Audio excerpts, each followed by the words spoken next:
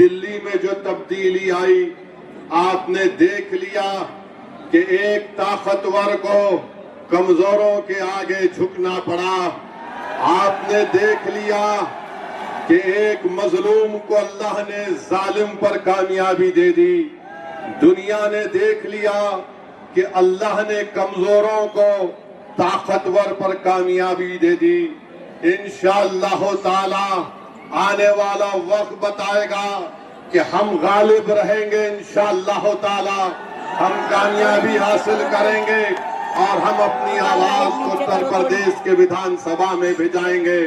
मैं सलाम करता हूं उन बहादुर तालिब इल्म को और उन तुलबाओं को जिन्होंने कई हफ्तों से जंतर मंतर पर बैठकर ऐसा मंत्र पढ़ा कि मोदी को रात के 12 बजे वीडियो बनाना पड़ा। तो मेरे अजीज दोस्तों और बुजुर्गों, ये होती है इत्तेहाद की ताकत।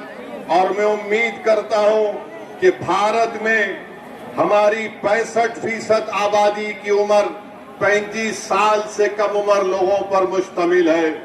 भारत की 50% आबादी 25 साल से कम उम्र की है।